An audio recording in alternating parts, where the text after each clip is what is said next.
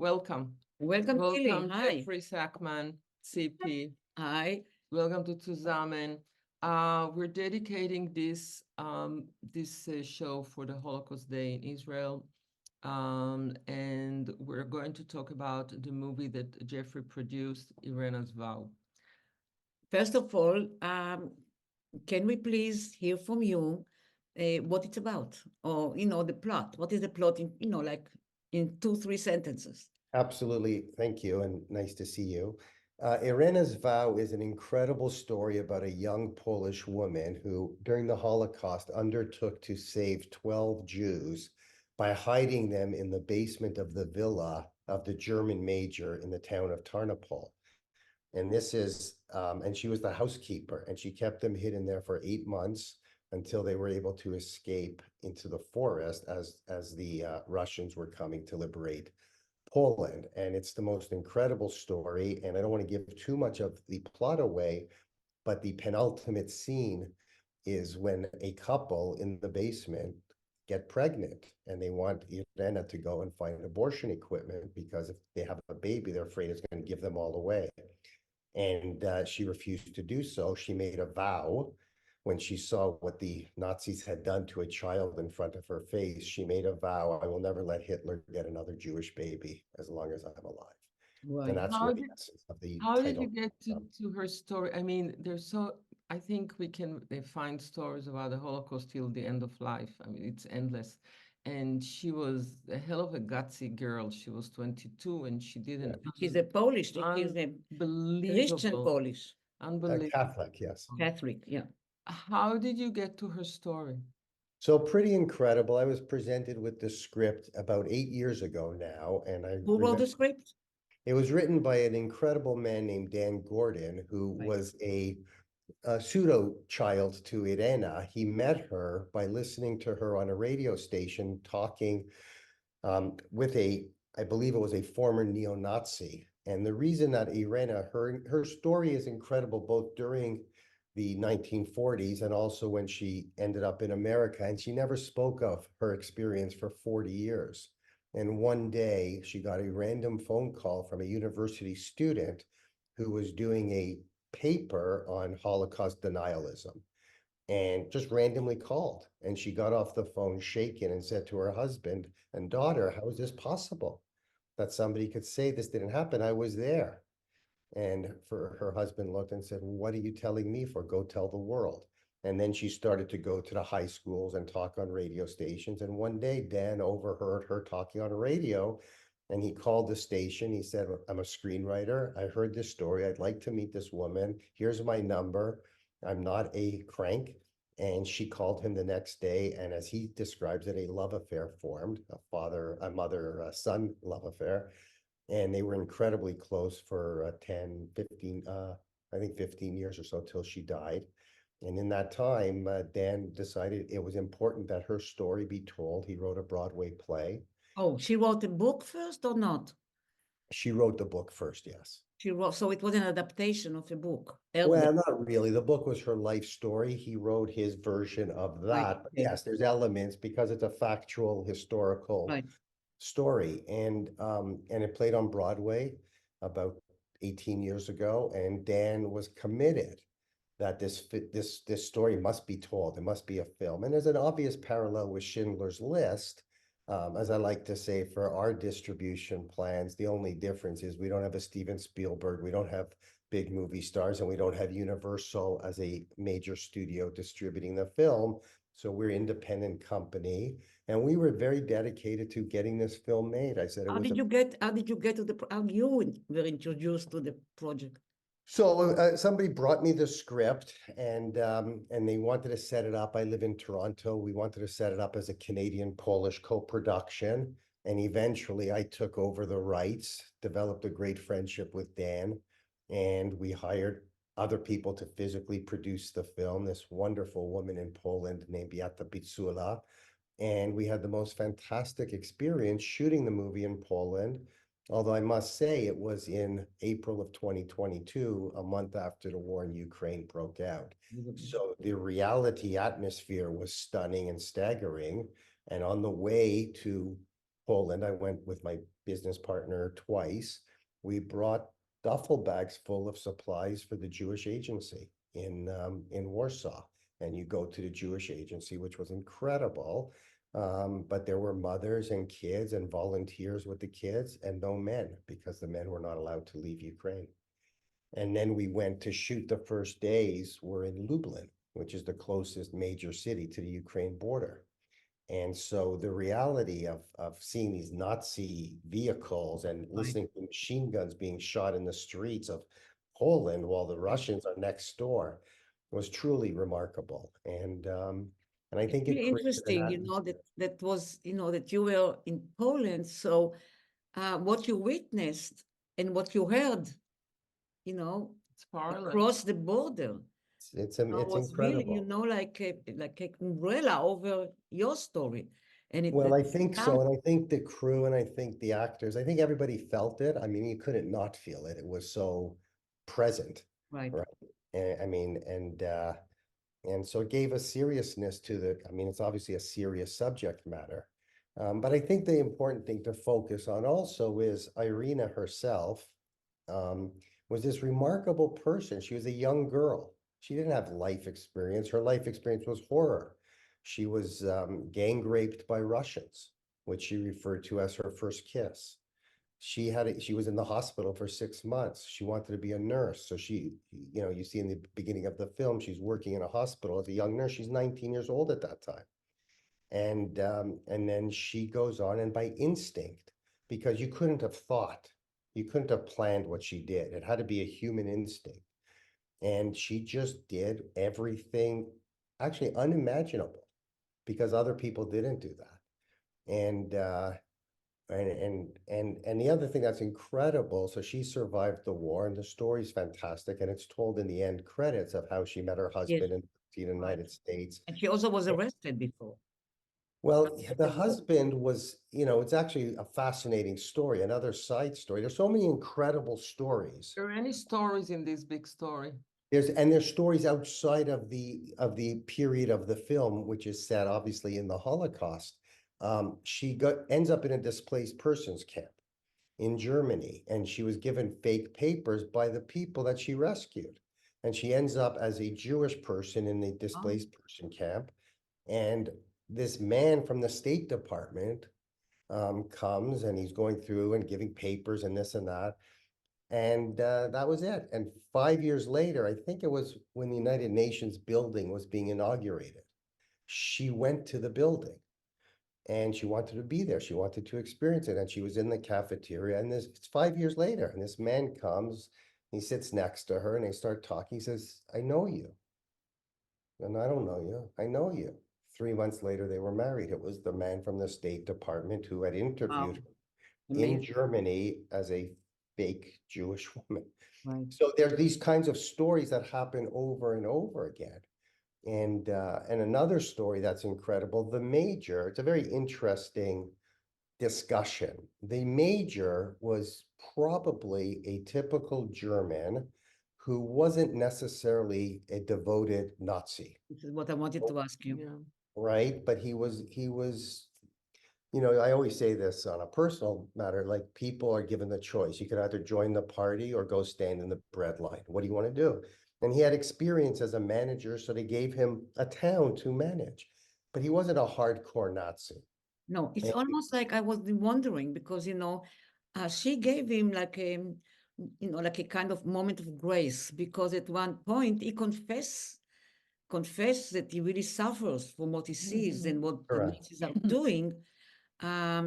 But it was So- also his own survival because Right. he knew that if he did anything other than Would follow be punished. Yeah. So party, anyway, what happened is that you take him, you take her, the Polish Catholic, and you take the Jews, and all of them are caught in huge circumstances beyond them, and and they are paying the price of being well, caught in this unbelievable historical happening like the Holocaust. yes. And so when he caught them and discovered they were in the house, this is where it becomes incredibly fascinating. Like it's almost like this movie, Dan describes it as, it's almost like a French farce. Like, how did they get away with this every day for 8 months? How did Irena go to sleep at night with the stress? Can you imagine the stress that will tomorrow? She had to hide the 12 of them. The Nazis were coming to organize the house for this guy. Including the terrible Nazi. And she had to move them from the basement to the attic and from the attic to the basement while these guys were going around the house. And there were 12, or initially there were 11 people to move around. And so what ended up happening is, so Rugemer discovers the people have been living in his house, and he Nazi, the is minute. not a hero because he decides, for self-preservation purposes, I can't turn in the Jews. If I call up the Gestapo and say, I've got 12 Jews in my house, they'll never believe that he didn't know. So for self-serving purposes, he decides, okay, Reina, I'll protect your Jews, but you have to become my mistress. And she went along with it because she would do anything But to you know what? protect. It was clear he was in love with her. It's not that you have to be my mistress in the sense of, well, Yeah, I don't, I don't the know. actor, the subtext was that he really loves her. He seemed to have really loved her, or he had to convince himself, or he was so isolated and lonely after years of He was being He very didn't, much alone, and she was very sweet, and she yeah, took but care of I him. think it was growing with him because it's impossible that he will just come with this idea, if you're my lover, I will not turn you in or Fair that. enough, but he also knew that he could not turn them in because it would So be a He death was stuck. sentence for He himself. was stuck, and he made the best out of the whole situation For himself. for So himself. I'm of the camp, and Dan is very adamant about this, that so Rugemer's actions were not to protect the Jews, was self-serving. He wanted to be with Irena after the war, but the most fascinating part of that story is she never wanted the Jews to know she was sleeping with him because she didn't want them to feel guilty. So she never told them. After the war, the couple who was pregnant, the baby was actually born in the forest, and Rugemer goes back to Germany. And Rugemer is ostracized by his family because he was a protector of Jews. So he is homeless, he has nowhere to go. This family adopts him. They take him into the house, and the baby calls him Zadie. Until he was 10 Right, years old, he called him right, Zadie. baby, like a grandpa. Okay. So that family believed that he was helping them survive. And this is not true at all. He was helping himself survive. Right, right. This is But clear. by This is the way, clear. but it served them right, and everybody helped everybody in a very weird way under very terrible circumstances. So they all Yes, helped each other to survive. And yes, I think the but it's connection was amazing that very, Irena. And the other thing I would say about her through her daughter Jeannie, who's an incredible woman, um, Jeannie said her mother was never sad and her mother was never angry. So despite what she experienced in life, she had a spirit about her that was just uplifting and she's very welcoming and special. wonderful. So Did she's you a have very special person, and And part strong, of our, I'm and sorry, strong. yeah. And she also, when she describes her own mother, you understand where she got this, heart and Well, all I'll tell you another passion. story that's with the sisters? that says, how is this genetic? Jeannie, her daughter, had 3 children with her husband. They had 60 foster children in her Hmm. lifetime. Wow. 60 foster children, Wow. teenage boys, troubled teenage boys. They took him. I said, how many are you in touch with still? She goes, 40. So you go, there's a genetic goodness through that family tree that is remarkable. Um, but I think, like I say, I think, one of the things that we took to heart, my partner, Barry Marwitz, and myself, when we really got into this, and to put a film like this together is very difficult. And we had support from the Canadian government, the Polish government, the Azrieli Foundation, and then we put in our own money, and we just were committed to making this film happen. But it was about passion. It wasn't just, we Yes, think it's an completely. important story. And again, if Steven Spielberg wants to make a film about a man named Schindler, and now Schindler is synonymous with doing right, Right. I think Irena's story is equally important and Yes. equally spectacular, but we don't have the ability to do what Steven Spielberg could Yeah, do. but But also you don't need to Ubiquitous. compare because everyone that saved Jews, you know, it Or was saved anybody. incredible. Schindler just did it big, you know, he had so many people. Also, But the main character was a man of status, yeah, and she was just, you know, she was amazing, and Yeah. everybody that saved Jews was amazing. So True, but I I think think we you want to need tell to- these I don't stories. think you need to feel bad about it or to No, compare. I don't feel bad about it. I think we wanted to really capture the attention of as many people as possible. We think the story's important and we think it's relevant. it's very And compelling, the story, you know. It's it's very it's compelling. about what, we heard the line most famously made in Schindler, I believe at the end or the beginning, if you save one life, you save humanity. We know that. The This main is a thing person is who that, did it. but you know, the main thing is that each of these people, they did it because of their own reasons. And everybody either did it to save themselves or to save others or because they're unbelievable people, or there was always something in a combination of circumstances. And each one deserves its own, you know, and Absolutely. it's amazing that So, but you it's, know, Silly, at the end of the day, because the film is so powerful, so engaging, so compelling, it's unbelievable that the end, when you come out of this movie, you can appreciate people who saved other people, not just Yeah. Jews. It's Yeah. something in this film, especially today when we have such a chaos and so many animosity between people. And then this film come and actually almost the intent is to rise above, we can rise above any chaotic times, any Well, conflicts. We have a lot of conflicts around the world, and then yes. just be human, you know? Well, one of the great discoveries for us in setting this film up for distribution so that people could see it is we have brought on publicists from the Catholic community and from the Christian community, from the Polish community, and there's a tremendous pride, aside from the faith angle where this person was guided. She was a religious person, but she was guided by a faith, the true definition of faith, of do good, right? Do what you can to do good. And like I said earlier, what tools could this young girl who had very limited life experience, Right. what tools could she have brought in Personality. to the situation from her life experience? None. What she brought in was faith and a internal commitment to Right. do what's right. Yeah. was anybody Jewish on the set The beside you cast, guys? the casting. No, Or the cast or no, the crew? Where no. did you cast it? Well, the main actress is from Quebec, and when she was a young girl, she was in The Book Thief as a 10-year-old girl. So she had some exposure. The director, Louise Archambault, is Quebecois, a French Canadian, but her stepfather is an Egyptian Jew. So Ah, she had affinity and knowledge of the, and did a lot of research. And she brought Sophie into the film. right. And then we found Dougray Scott, who is a brilliant actor out of the UK. And most of the other roles were found in Poland. Oh, so How did they react through the whole journey? A great question. So I'll tell you another very touching moment. Dan Gordon, the writer, his stepfather survived Auschwitz, I believe.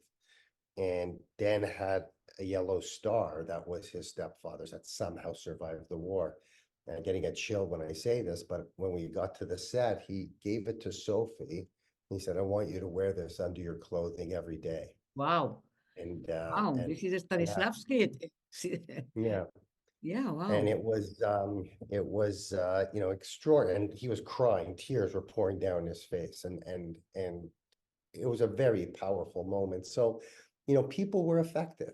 So even though it wasn't a Jewish crew and it wasn't a Jewish cast, the two main producers who actually physically produced the film were not Jewish, but you could just tell that everybody, and I assume in Poland, there's a very strong connection and obviously the government, this was the previous government, and I know certain people had problems, Jewish people had problems with that Right. government. So Mhm. it's very prevalent in Poland. It's not and the war in Ukraine. And so I think, it was very It is a impactful. movie at the right time. I mean, this is really the right time for this I film think to you're come right. out in terms of, as I said before, how important it is to be human. How important it is. Unfortunately, it's always the right time. There's always a Well, war yeah, coming. but now it's even more. I I think now think it's what, and I asked Dan Gordon what Irena would say if she was alive today. oh, that's And he nice said, question. she would say, speak up, speak loud, don't be silent, call Right. it out for what it is. And I think we all take this to heart. And this film is an instrument towards, the continuing education of Right. subsequent generations. And it's so critically important. Unfortunately, it's important because it would be much nicer if we lived in a world that didn't have any. No, it's not Right. But realistic. it must be very difficult for her because you say that at certain point she went out to schools and she kept telling the story.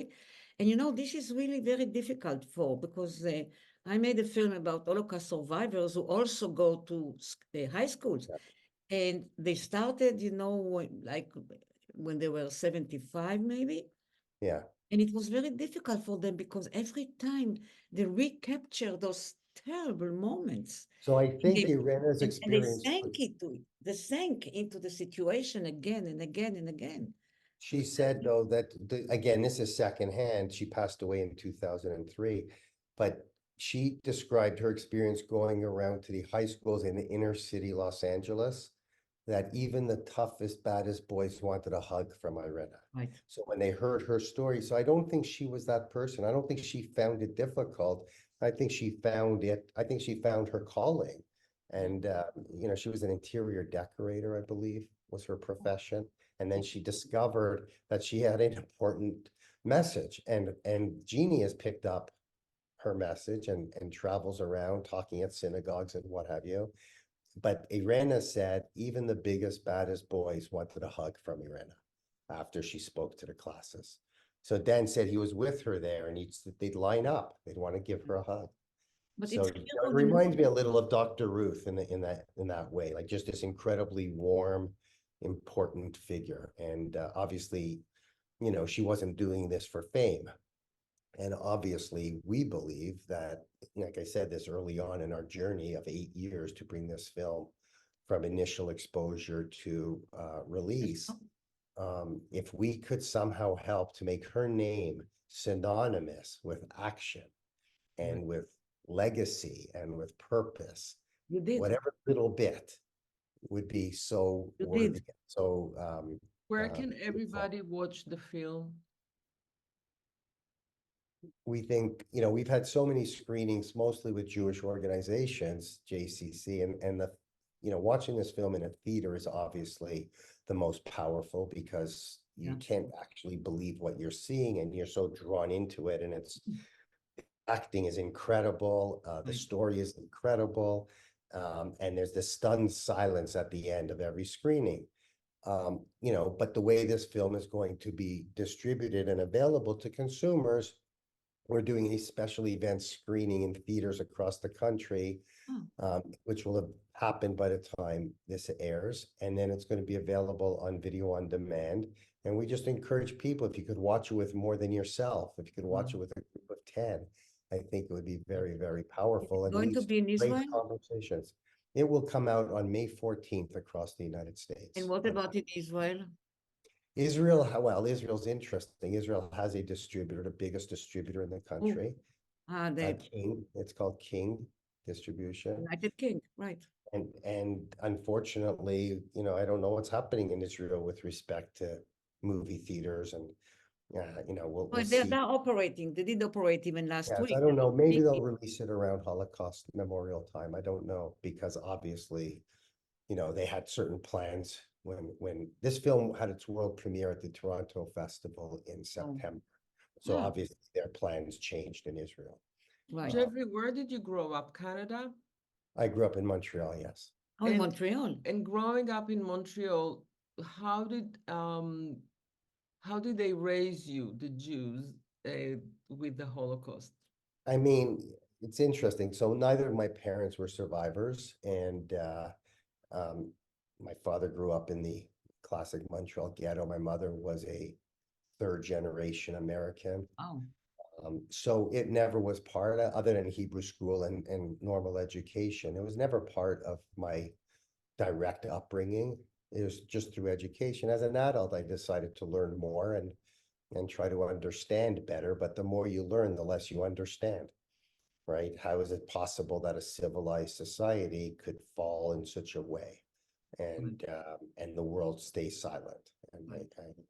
It's not with only just that the world stays silent, to see how people turn to be what the way they behave, how can a cultured person or a human being can turn to how be, can you, yeah. we asked that This question is unfortunately again But today. How can they give you civilized kind of an people? answer in the movie. It's about at least some of the Nazis became Nazis because they had to survive. but not True only, enough, but only you the also Nazis, had, you have It's it in in the every movie. Nah, culture. right, You have it but every, also in the movie, you show the Gestapo, the right, leader of the Gestapo, who right. was a soulless, heartless human being. but it's not only about Germany, you have this everywhere, and people, when, whether they're in uniform or whether they feel that they need to be part of something, it's tough to see how they become brutal. Listen, this is a discussion beyond the scope of the film because we all have our, I wouldn't even call them beliefs, I'd call them disbeliefs. I Right. have perpetual disbelief that Mm, humanity is capable of doing what it does. right. And yet, the beauty of her story, as depicted This, brilliantly. Can you this finish? is something, the way you show it, how one person can stand in front of all this evil and turn the whole thing to goodness. Therefore, it's And such an important story. It And is. that's why I believe the most, amongst many thoughts that have occurred over the years that it's taken to bring this film to completion is it can't be conscious. She had to be driven by an internal Yes, morality right. that we should all possess. And it's, even just to jump aside, even when it comes down to what's happening in the world today, I came across a moment in the fall where I said, I'm writing checks to these various organizations, and that's the easiest thing in the world to do. It's not enough. And I've become very active in a lot of different little ways because I can't do anything big where I sit. But we just had, as interesting to you guys, we had Hamilton, a small town outside of Toronto, the Yeah, Jewish I Film know. Festival. Okay, so the Jewish Film Festival was threatened. So the theater said, oh, we're not going to have it anymore. So they canceled. wow. So then the festival, with our help, found another venue, and I took it upon myself to make sure it's the most successful festival ever. We started a campaign, people bought tickets, and on Friday, a press, went out to the media that it was the most successful ever. So I say it's a little thing, but we could Right, all do little things within our Piled capability. up. right. That's one example. So we try to do more and more, and she's a great example. Like you learn, like I've learned and I've grown, forget about age and experience in life. I've grown from my exposure to this experience. This is what I wanted to ask you before, is what did you take away from the film I think or I from the think that script? I think this, well, the script, I never, we're in the business of film distribution. Primarily, we produce sometimes, but mostly distribution. And I'm considered a rather cold businessman. And I read the script, I got goosebumps. I called somebody who was running Telefilm Canada at the time, and she says, I never heard you talk like this because I'm very dispassionate. It's just a business. It's nothing special. She goes, I never heard you talk like this. I said, this is special. I'm going to make it happen. And so what did I take away? It took away that, if you feel something is really important, do it. If you feel something is worthwhile, do it. If you I'm a have a great unique believer of that. capability, do it, Right. deploy it. So that's why I take it upon myself now. I got exposed to the hostage forum in January this year, and I said, "Are you guys? I don't know about you, and I'm very involved. All they do 24/7 is support the hostage families and make sure that Right. people are spreading the message. I said, you're not in Canada. I said, let me help. Let me do something. Let me get your story exposed in Canada. So we did that. We raised some money and hopefully it helps a little bit. But I think that's the lesson, is that this is a young girl who said, just do, she didn't say it, she just did it. Yeah, she did it. She didn't. And Yeah. once you're in, think there's no people turning back. been You judge people, but what their talking and action, not the doing, talk, yeah. the action, what people Exactly. act. This is how you judge them and not the talking. It's comforting to know that people like this exist, and often I ask myself, what would I have done, you know, Yeah. in a We're all brave until, hard we're, to, yeah. it's hard to Or, know. or as my favorite expression I say is, we're all geniuses when it comes to other people. Right. What would you do? How brave Yeah. are you? Right. And I Right. don't think she thought she was brave. No. No. No, it not even crossed her mind. She No. didn't even. No. That was But not. listen, I think it's a very important story. It's also great at, you know, like when you watch the movie, your eyes stay on the screen the Yeah, whole. it's very compelling. I told you, Very very engaging, compelling. very compelling. So And I and you urge root for everybody her, to do it and you and root for spread the her, word. and you know it's dangerous. So you're really afraid, and you're hoping nothing will happen to her. You Yeah. know, it's like all the time there is a lot of tension and urgency. So one of the questions at one of our screenings, which was asked of Dan, like, how much of this is fabricated? He goes, it's the opposite. Yeah. This showed a small portion of every single day they were on edge of being discovered. Right. Every day that she had to go into the market to buy Right. food and bring more food that she would smuggle to them. Yeah. Every single day you were at the risk of being exposed. So the reality was far more intense than could be depicted in And a. she changed, I think she changed all of them, because the fact that they didn't want to take the risk and give up the baby, the whole group, and she said, no way. And Yeah. she handled the whole thing. She changed their minds and their personality. But All they of were being practical. How could we have a baby? We're in the basement. The baby's gonna Send cry. it to the American Supreme Court, Yeah. right? Well, it's funny, it's interesting because, like, you know, so now, you know, again, I could go off on so many different stories. So at the Toronto Film Festival, the world premiere, we brought the baby who lives in Germany. He's now Ah. 75 years old. His name is Roman Haller. He's a wonderful man. And I said, you know, for the pro-life people, he's the poster child.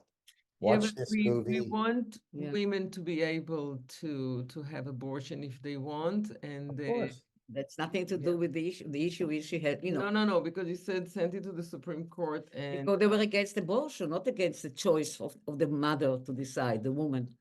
Yeah. Right, but this is the, you know, I'm a big, personally, I'm a big believer in people should have the right to choose for themselves and not have government tell you Right. what to do. Yeah. But this is a perfect example of, here he is. Yes. And in Los Angeles, where we had a screening at the Museum of Tolerance, his son, who lives in LA, in the Q&A, he said, if it wasn't for her, I wouldn't be I here. wouldn't Yeah. be here. They I would tell have you something, aborted. you are a really perfect example of you need really a passion. You have to be passionate in order to transfer the passion to other people. I mean, And you we want to should do have more fallen films like in this. love with your script in order to pick it up and bring your love for and Dan Gordon and everybody who was involved. You know, this And we want to do more. We want to find more stories like this. It's not easy. I mean, I don't have another 8 years, I don't think, to make a film like to this, do it. but let's do it faster. Right. Right. But we also have learned an awful lot and we know how to put it together better. But Yeah. it's hard. It's very hard for a film like this to get financing and to come Tell together. me about it. Yeah, I have a lot of experience in trying to get there you yeah, go. They're important stories that are not necessarily right. popular. So Yeah. I feel very proud that we are able to bring this to the world, and I really hope a lot of people experience it. Right. And once it comes out on VOD, it becomes very simple for people. Right. We started with, let's make sure the Jews see it, but the Jews know the stories. Right. So We want to expand way beyond the Jews the to people. story is very compelling for Jews and non-Jews. It's because the story is so powerful. It's So, fantastic. you know, I think it's a wide audience. I Except sure hope so. I think it will validate a lot of our Right. effort Yes. and also validate her life. The more Right. people that see her, she's a special, special person. And the Right. more people that experience this, the better the world will be. you're right. Jeffrey, thank you for making this film. Yep. And Thank you for coming to And Tzuzamen. thank you guys for caring. I appreciate that Oh, so like much. overwhelming the film. yeah, Great. Um, We Okay. will be in touch then again. Of course. right. And see you Yeah, next week. yeah, right. Thank you very much. I saw a place where I can hide you. In the house of one of the highest ranking German officers in Tarnop. But if anything goes wrong, we all pay the price.